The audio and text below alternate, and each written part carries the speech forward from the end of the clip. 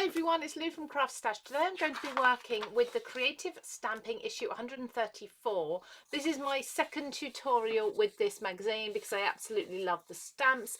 I love everything about it, including the downloads. Now I am going to be doing a technique, a stamping technique called the halo technique, but I don't often print out the downloads and do videos with these, so I've done that this time.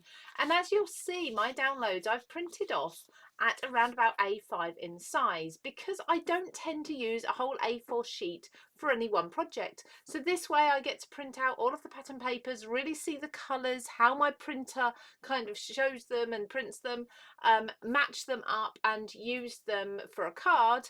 Particularly, like I say, if you're card making, it's smaller projects, so smaller printouts are fine. And then if I really love these papers, I can go ahead and print them on A4, lots of copies if I want to, whatever it may be. So I'm going to talk you through how I did this, and we're going to create a really pretty card with this one. I'm going to be using the stamps as well as the pattern papers, and you'll find a link to these downloads in the description below. Now, when it comes to printing these, this is how I get them to a sheet. So I've got my papers up in my PDF program and I'm going to go to print. So I'm going to be printing all of the 7 pages. Now, obviously, depending on your printer, this will look very different for most people. But what I've done is I've come all the way down to layout and it asks me how many pages per sheet I want to print. So I'm just going to increase that to 2. And as you can see on the side there, my pages, my pattern paper sheets are now printing at A5, 2 on each A4 sheet. Now I'm going to be using one of the stamps over the top of the pattern papers, and what really caught my eye was this neutral daisy print here, and also the black and white kind of houndstooth pattern there too. And I thought those two together make a really nice sort of neutral tone card. You can splash in any colour you want to then, and I'm actually going to go with the blue, so this card's going to be very different to anything else you've seen already in the magazine. And I'm going to show you how I do a stamping technique with this too. So I'm going to first of all just cut out these 2 papers and put all the rest aside for another project. Now, because I'm choosing not to go with the pink colour scheme, I'm going to be using this image here with the shopping bags, but that lady has got jeans on. So I think these jeans can be the pop of blue that I want. Like I say, not going with the pinks. So I'm going to stamp that. Now I'm going to do, as I said, a stamping technique. This stamping technique is going to be one that I love to do. I'm going to pick out this mustardy colour from the daisies to do this technique with, as well as a solid black outline to pick out the detail. So I'm going to create a kind of a watermarked blurry image of this stamp first, and then once it's dry I'll go in with the black detail over the top, and then we'll colour in just the blue jeans. We won't do anything else. A wash of blue over there, and I think that will tie everything in nicely. So onto a smooth white cardstock. Ideally, if you can get it a smooth watercolour cardstock, CraftStash do sell these. We'll try and make sure that's linked down below for you. I'm going to use my distress ink. Now, if you know me, I've been watching the CraftStash channel for a while, I do love my oxides. I use them 90% of the time, but this particular technique I find works best with the dye-based distress ink rather than the pigments. We want the ink to soak into the paper and wick and bleed as much as possible. So I'm inking up my stamp. Now this is the first time I've used my stamp and I haven't actually primed it, which normally I do, but for this technique it doesn't really matter. I'm going to lightly spritz the area of my cardstock here that I'm going to be using. Let's just pop my pattern paper out because that is copy paper. So any water on that could make that print bleed a little. And I'm just going to press down. Now immediately as soon as I press down, you see the yellow ink there. You can see that I have actually got lots of ink on the stamp, although you couldn't see that until I pressed it down. And I'm going to keep lifting up and pressing down in my Creative Craft Products stamping platform. So I've got this image on there. Now I'm going to add a little more water and just watch that image bleed a little. You can see it's just starting to go blurry in places. I don't want this to bleed out too far, just enough to give a little bit of a halo around the black outline. So I'm going to now take my heat gun and dry that off to stop that bleeding out any further. Now throughout this process it's important to note that I'm not actually moving my paper or my stamp at all. If you do move either of them, you're going to need to reposition them very carefully next time. Now that's really quite dry, I can go in with the detail with a black ink pad. I'm going to choose to use my VersaFine Clair. Now my stamp's kind of been primed just by me using the distress ink and stamping on it previously.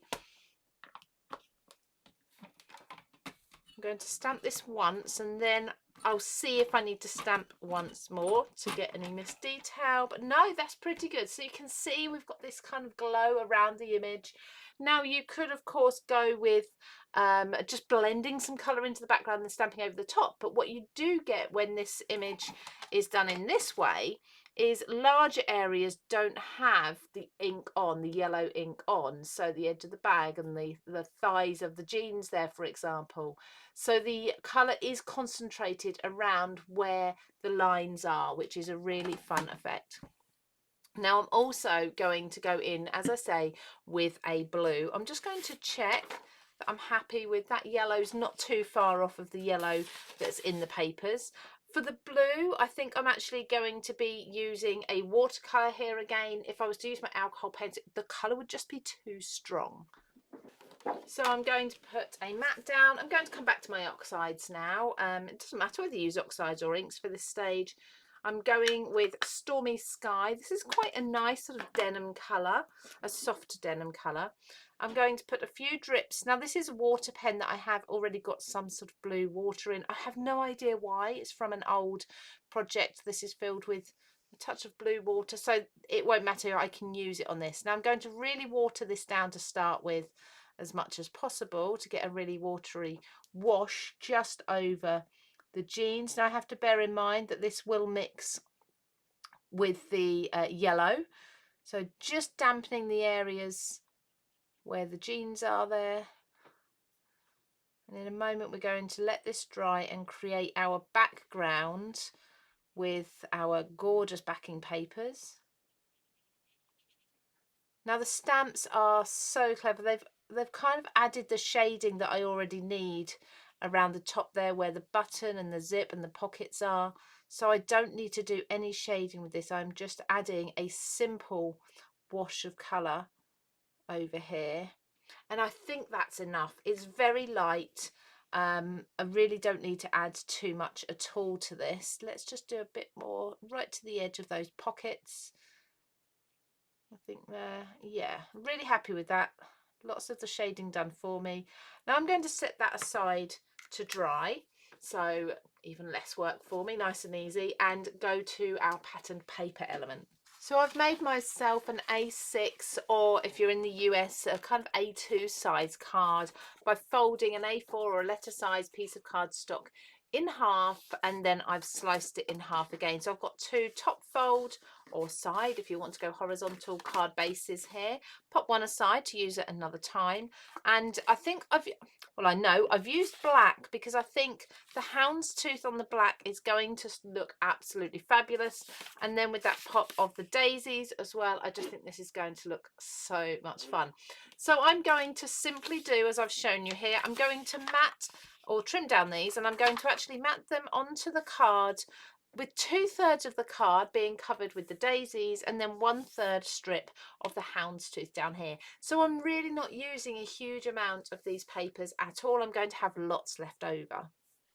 Now, because I'm adhering thin printer paper to my card, you can print on thicker paper. Be aware of the thickness that your printer will actually take. I tend to go with my average printer paper. I still get really lovely results with these pattern papers, but I do need to think about sticking. Now, I like to use my bookbinding glue, but I do apply it ever so thinly. So I tend to pop on a thin bead as I normally would, and then I take a brayer and I just smooth that out, and this way I don't get any wrinkling, no blobs of glue that are a little bit too thick. Now I'm also going to be matting my stamped image down onto some black cardstock. This is just going to make that image really stand out. Whoops, do you know what? Let's go with a quick tip. If you're struggling with lining up your matting and layering, skew it on purpose. There we go. Look at that for a funky image. So just twisted that on purpose. That can sit perfectly in the middle there. How fun is that? Those backing papers really make it pop as well. So you can put this on with foam pads, or like me, you can carry on using your bookbinding glue. And then all I need to finish this card off is a sentiment, and we have got some fabulous sentiments in with the stamps here. So I'm going to stamp one of these.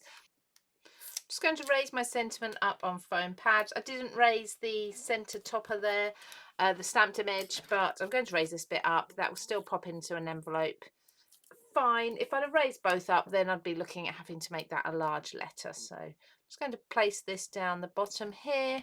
That one's nice and straight, and there we have it. We have a top fold card. We've used those papers, we've matched the papers, the centers of the daisies with the yellow, a pop of blue in there, so it's very different, as I say, from any of the sort of pink themed. There you go, you can see the same stamped image there, but very pink themed cards that are within the magazine.